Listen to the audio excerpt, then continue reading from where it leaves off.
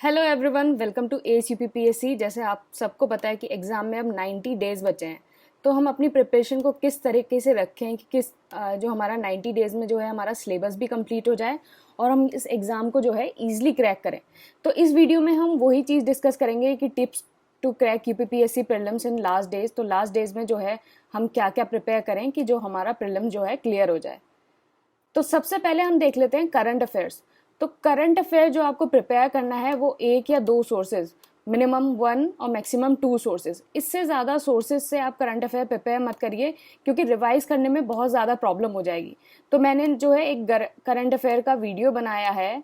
एक वीडियो तो है कि करंट अफेयर जो है कहाँ से प्रिपेयर करने हैं, वेयर, और एक है हाउ टू प्रिपेयर, मतलब कितने मंथ्स के जो है आपको करंट अफेयर प्रिपेयर करने हैं। तो वो वीडियो जो है आप देख सकते हैं। एंड और अगर आप जो है ACPPSC करंट अफेयर कंपाइलेशन अगर ले लेते हैं तो आपको जो है कुछ और जो प्रिपेयर करने की ज़रूरत नहीं है।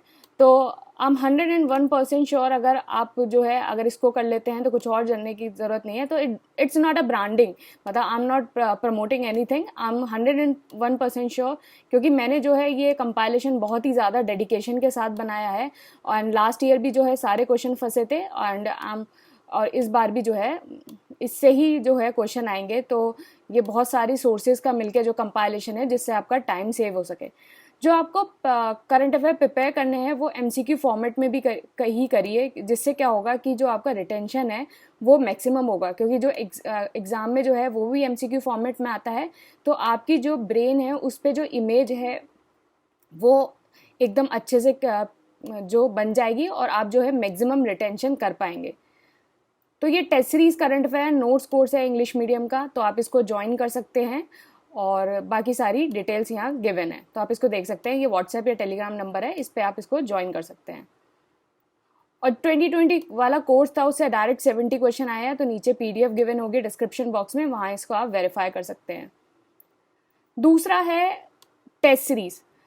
तो मेरा मानना है कि आप जो है सिर्फ एक ही टेस्ट सीरीज ज्वाइन करिए, कि ऐसा नहीं है कि आपने जो है 2-3 टेस्ट सीरीज ज्वाइन कर ली तो आधी तो कर ही नहीं पाते हैं। और टेस्ट सीरीज करने का कोई फ़ायदा नहीं है अगर आप उसको रिवाइज नहीं कर पा रहे हैं, उसका नोट्स नहीं कर पा रहे हैं। तो जो है आप जो टेस्ट सीरीज़ है वो इस तरह से लीजिए जो उसमें टॉपिक वाइज भी हो और फुल लेंथ भी हो। तो टॉपिक वाइज में आप ये फ़ायदा रहता है कि जैसे आज आपने पॉलिटी का कोई चैप्टर पढ़ा, जैसे आपने आज फंडामेंटल राइट्स पढ़ा, तो फंडामेंटल राइट्स के जो है आपने टॉपिक वाइज जो सारे टेस्ट दे दिए, एंड फिर उससे आपको ये पता चल जाएगा कि फंडामेंटल राइट्स में आपका जो वीक पोर्शन है वो कौन सा है। आपको एनालिसिस में इसका फ़ायदा हो जाता है। और फुल लेंथ तो है वो 5-6 फुल लेंथ टेस्ट दे दीजिए और इट्स मोर देन इनफ। तो टेस्ट सीरीज का क्या करिए, टेस्ट सीरीज के जो है क्रिस्प नोट्स बना लीजिए, मतलब 1-2 पेजेस में, जो 2-3 पेजेस में टेस्ट सीरीज के जो है नोट्स बना लीजिए। तो उससे जो है वो चीज़ें जो आप बार बार भूल रहे हैं और जो बार बार आप गलती कर रहे हैं उसको एक पेज पे लिख लीजिए। तो टेस्ट सीरीज का जो मेन एम है वो बेसिकली नॉलेज गेन करने के लिए है। ये आपका जो है आपको एग्ज़ाम जैसे एनवायरनमेंट में बैठ के जो है अपना टेस्ट देना है और आपको नॉलेज गेन करनी है। तो मतलब टेस्ट सीरीज देने के बाद जो है उसका सॉल्यूशन देखिए, उसको अच्छे से रिवाइज करिए कहाँ आपने गलती करी है। तो basically it's for gaining knowledge. तीसरा है फॉर जर्नल स्टडीज़। तो जर्नल स्टडीज़ में आप क्या करिए कि जो भी आपने बुक पढ़ रखी है, एक बुक पढ़ रखी है उसको ही पढ़िए, मतलब कोई भी एक स्टैंडर्ड बुक जो आपने पढ़ रखी है उसको ही रिवाइज करिए, या फिर उसके आपने नोट्स बना रखे हैं उसको रिवाइज करिए। कोई नई बुक उठाने की कोई ज़रूरत नहीं है। नई बुक उठाएंगे तो यही एग्जाम में होता है ना कि what blunder I commit during my preparation, तो वो इन्हीं ब्लंडर में से है कि लास्ट डेज में कोई नई बुक उठा के बैठ गए तो ना तो उस बुक को कंप्लीट कर पाएंगे और ना ही उसका रिवीजन हो पाएगा। तो जो ऑलरेडी जो बुक आपने पढ़ रखी है उसको जो है उसको रिवाइज करिए, या फिर उससे रिलेटेड नोट्स हैं उसको पढ़िए, और एक ही स्टैंडर्ड बुक पढ़िए। कोई भी जो भी आपने कोई भी बुक पढ़ रखी है एक ही स्टैंडर्ड बुक पढ़िए, उसको ही रिवाइज करिए और साथ में जो है घटना चक्र के क्वेश्चन कर लीजिए। और बुक को रिवाइज करने के बाद कम से कम 2-3 टाइम जो है उसको रिवाइज करिए। बुक को पढ़ने के बाद 2-3 टाइम उसको रिवाइज करिए, तभी आपका पर्पस सॉल्व हो पाएगा। सबसे पहले आप क्या करिए कि पॉलिटी, मॉडर्न हिस्ट्री और ज्योग्राफी, ये जो तीनों हैं बहुत ज़्यादा ईजी और स्कोरिंग एरिया हैं, इनको जो है सबसे पहले कंप्लीट करने की कोशिश करिए, क्योंकि मैक्सिमम नंबर ऑफ क्वेश्चन जो है आपके कहाँ से आते हैं, करंट अफेयर से आते हैं और इन 3 एरिया से आते हैं। तो आप जो है सबसे पहले जो है इन चारों चीज़ों को जो है कंप्लीट करने की कोशिश करिए, पॉलिटी, मॉडर्न और ज्योग्राफी। बहुत ज़्यादा स्कोरिंग और इजी एरिया हैं, इनको सबसे पहले ख़त्म कर लीजिए। और थोड़े लेंदी भी हैं, अगर लेंदी भी एरिया है ये, अगर ये सबसे पहले ख़त्म हो जाएंगे तो आपको जो है आपको सुकून मिल जाएगा। कम से कम आपका ये समझिए कि 60% चीज़ें आप ऑलरेडी जो है कवर्ड कर चुके हैं। तो आपके जो मेंटल पीस भी मिलेगी, क्योंकि इस प्रिपरेशन में मेंटल पीस की बहुत ज़रूरत है। अगर आप ईज मोड में अगर कोई भी चीज़ प्रिपेयर करेंगे तो आपके दिमाग में जो है मेंटल पीस तो रहेगा ही। नेक्स्ट है एनवायरनमेंट। तो एनवायरनमेंट के लिए कुछ ज़्यादा करने की ज़रूरत नहीं है, बेसिक डेफिनेशन देख लीजिए और एक्ट्स, प्रोटोकॉल्स हो गया, कन्वेंशन हो गए, ये सब देख लीजिए। तो इसके लिए ज़्यादा कुछ करने की ज़रूरत नहीं है। और ये अगर ऑलरेडी ये जो सारी चीज़ें हैं मैंने ACPPSC कोर्स जो है उसमें कवर कर रखी हैं, तो अगर आप ये कोर्स लेते हैं तो आपको जो है कुछ और करने की ज़रूरत नहीं है, आप यहाँ से ही ये सारी चीज़ें पढ़ लीजिए। इकोनॉमी के दो पार्ट हैं, एक तो है करंट एंड दूसरा है स्टैटिक। तो करंट वाला पार्ट जो बेसिकली जो इकोनॉमी में ज़्यादातर आता है वो करंट पार्ट ही आता है। तो ACPPSC करंट अफेयर कोर्स में जो है ये सब कुछ कैटर है, तो आप वहाँ से ये करंट पार्ट कर लेना। एंड देन फिर उसके बाद स्टैटिक पार्ट में जो है बेसिक कंसेप्ट है कि इन्फ्लेशन क्या होता है और जो CPI इंडेक्स क्या है, WPI इंडेक्स क्या है, ये सारे बेसिक कंसेप्ट हैं। तो these can be covered from ACPPSC test series. तो टेस्ट सीरीज आप लीजिए, उसमें जो भी आपको इकोनॉमिक के कंसेप्ट दिख रहे हैं उसको 1 या 2 पेजेस में उस सारे कंसेप्ट को जो है उसके नोट्स बना लीजिए। 1 या 2 पेजेस में नोट्स बना लीजिए और साथ में जो है करंट अफेयर्स तो आप इस यहाँ से कर ही लेंगे ACPPSC से, और 1-2 पेजेस में नोट्स बना के जो है आपके सारे बेसिक कंसेप्ट जो है कवर्ड हो जाएंगे। तो ये जो है हो जाएगा। नेक्स्ट है साइंस। तो साइंस में जो है या तो आप लूसेंट जनरल साइंस जो है अगर ऑलरेडी आपने पढ़ रखी है तो उसको रिवाइज कर लीजिए, साथ में उसके घटना चक्र के क्वेश्चन कर लीजिए।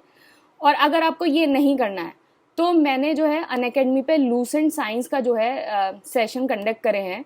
तो लूसेंट साइंस के सेशन कंडक्ट करे हैं, तो इसमें जो है आपका लूसेंट की जो है समरी है और प्लस जो है घटना चक्र के क्वेश्चन है। लूसेंट की समरी है प्लस घटना चक्र के क्वेश्चन है। तो ये मेरा अनअकैडमी यूज़र नेम है Vandana.Singh87।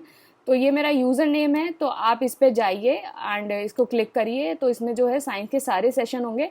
तो अगर आपने ये अनअकैडमी वाले सेशन कर लिए तो आपको लूसेंट ना पढ़ने की ज़रूरत है, ना घटना चक्र पढ़ने की ज़रूरत है। These sessions are more than enough. मतलब ये सारे आपके एग्जाम के लिए मोर देन इनफ होगा, आपको कुछ और करने की ज़रूरत नहीं है।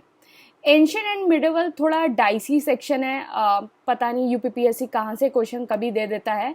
तो आप जो है इसको लास्ट में प्रिपेयर करिए। और इसको जो प्रिपेयर करने का तरीका है कि अगर आपने ऑलरेडी अगर अपने नोट्स बना रखे हैं या फिर आपने कोई भी एक बुक पढ़ी है उसको ही जो है मोटा मोटा उसको रिवाइज कर लीजिए। और जो है सबसे मेन है आप क्वेश्चन प्रैक्टिस कर लीजिए। क्वेश्चन प्रैक्टिस जो है टेस्ट सीरीज से कर लीजिए और घटना चक्र से। तो आप जो है ऑलरेडी प्रिपेयर्ड नोट्स हैं, तो एंशिएंट में मिडिवल में इतना ज़्यादा आपको फोकस देने की ज़रूरत नहीं है, क्योंकि कभी कभी क्या होता है कि आप कितना भी एंशिएंट मिडिवल पढ़ लो फिर भी कुछ क्वेश्चंस हैं वो आपसे छूट ही जाते हैं। तो जब ऐसे इतना डाइसी चीज़ें आ रही हैं तो उस पर इतना टाइम वेस्ट करने की क्या ज़रूरत। जो शॉर्ट चीज़ें हैं उन पे ज़्यादा टाइम फोकस करो ना, जैसे पॉलिटी हो गया, हिस्ट्री हो गया, मॉडर्न हिस्ट्री हो गया, ज्योग्राफी हो गया, साइंस हो गया, करंट अफेयर्स हो गया। तो उन पे अगर आप अपना टाइम ज़्यादा डिवोट करेंगे तो वहाँ आपको फ़ायदा होगा। क्योंकि इन ऑल आपको क्या करना है, कट ऑफ निकालनी है। आपको जो फुल मार्क्स तो लेके नहीं आने हैं, तो बेसिकली आपको कट ऑफ निकालने हैं। कट ऑफ क्या निकालनी है कि जो आपका जो थोड़ा मीडियम एरिया है उसको बेसिकली आपको स्ट्रॉन्ग करना है। तो मीडियम एरिया को स्ट्रॉन्ग करना है तो आपकी जो है कट ऑफ निकल जाएगी। तो जो है ancient and medieval already prepare जो आपके नोट्स हैं उससे कर लीजिए, या फिर आप क्वेश्चन प्रैक्टिस कर लीजिए। CSET। तो CSET का जो सबसे अच्छा तरीका है वो ये है कि आप जो है 5 साल के जो पेपर हैं उनको सॉल्व करें। 5 साल के पेपर सॉल्व करें, उसमें को जैसे अगर कोई नॉन CSET बैकग्राउंड से है, नॉन मैथ्स बैकग्राउंड से है, तो वो भी इन 5 साल के क्वेश्चन को सॉल्व करे और फिर जो है अपने आप को एनालाइज करे कि उसका वीक एरिया क्या है, कि वो जो है इन 5 साल के क्वेश्चन से किन एरिया में जो फंस रहा है कि वो अपना कट ऑफ नहीं निकाल पा रहा, कि या तो वो रीडिंग कॉम्प्रिहेंशन है या फिर रीजनिंग है या फिर मैथ्स का पोर्शन है या हिंदी है। तो ये और इंटरपर्सनल स्किलिंग पे तो ज़्यादा ध्यान मत दीजिए, वो कहीं से आपको मिल भी नहीं पाएगा, it just a wastage of time. तो वो कहीं से भी क्वेश्चन आ जाता है तो it just a wastage of time. 33% marks लेके आने हैं। तो अगर आप नॉन अगर आप नॉन सी सेट बैकग्राउंड से हैं तो आप जो फोकस करिए वो तो रीडिंग कॉम्प्रिहेंशन पे फोकस करिए, दूसरा जो है रीजनिंग पे फोकस करिए, एंड तीसरा जो है आप जो है हिंदी थोड़ा बहुत पढ़ लीजिए। तो ये सारी चीज़ों पे आप फोकस करिए और तो जो है आपका जो सी सेट है वो आराम से निकल जाएगा। तो ये सारी चीज़ें आपको करनी है, और अगर आप ये सारी चीज़ें जो है अच्छे से प्रिपेयर करेंगे, अपना जो टाइम है वो ईज़िली डिवोट करेंगे तो आपको हो जाएगा। तो हाँ, पता है planning is very easy, execute करना बहुत टफ होता है, लेकिन अगर आपने एग्जीक्यूट कर दी ये स्ट्रैटेजी तो आई एम 101% श्योर आपका जो प्रीलिम्स है वो ज़रूर निकलेगा। तो it's time to execute this strategy. Time कम बचा है, 90 दिन बचे हैं, तो it's time to execute this strategy. तो आप जो है अच्छे से प्रिपरेशन करिए, इस वीडियो का पूरा फ़ायदा उठाइए। और ये जो है ये टेलीग्राम चैनल है ACUPPSC, यहाँ जो है मैं रोज़ फ्री डेली क्विज जो है अपडेट करती हूँ, आंसर राइटिंग होता है, एडिटोरियल होता है, तो आप इसको ज्वाइन कर सकते हैं और आप मुझे यूट्यूब पे भी फॉलो कर सकते हैं। Thank you and all the best.